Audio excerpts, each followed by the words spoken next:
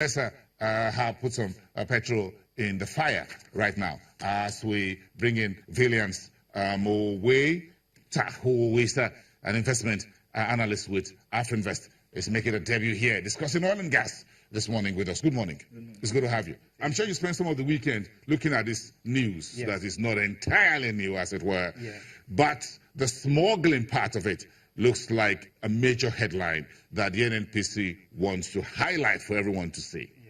The smuggling is, recently actually came to light that a lot of the petroleum products that are being refined and imported into Nigeria is being taken out, So we know not all these petroleum marketers are actually going to play by the rules. So to a lot of them, doing business in Nigeria is no longer profitable, given the fact that their landing cost of a litre of petroleum is still at about 171 naira. And the federal government and the NNPC still wants them to sell at the pump price of about 145. So there are unscrupulous businessmen amongst them. So I think that is just an exit for them to make some money.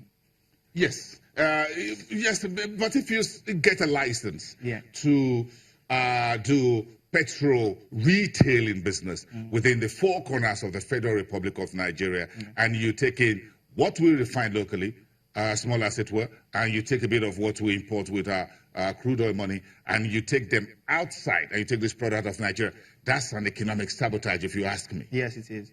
Yes, it is. And that should be punishable very heavily. Yes, it should. It should. We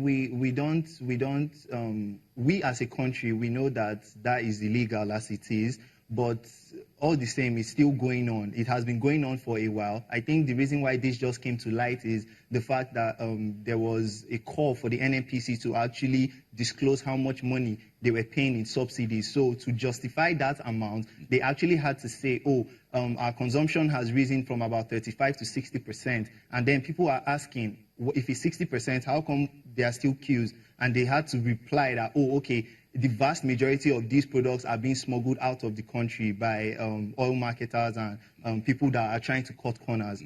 So we think it's a bad situation as it may be, but all the same, it's the reality of what it is. So we're now technically the hub for West Africa petrol smuggling. Yeah. This is the capital of it.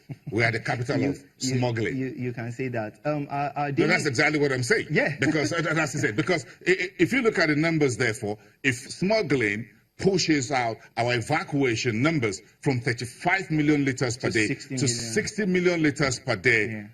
Well, I have to score F9 in arithmetic or mathematics, and I'll still get the difference right. Well, yes. And if you also consider that as at full year 2017, our daily average consumption was at about 47.4 million liters for petrol, you can see that although there has been a decline, we are actually spending more money in subsidizing, and that is actually because of the fact that a lot of these products are not getting to the end users, they are not getting to the end consumers. We know that petrol prices are higher in neighboring West African states, so these guys think that it's a better play for them to actually sell their product outside the country, and they can't do that legally, so they got to do it illegally. Yes. Let's look at the macro fundamentals here about where we go, and this is where the most difficult part of the conversation is whether we should go for full deregulation, full market-based pricing, vis-a-vis when we have the ability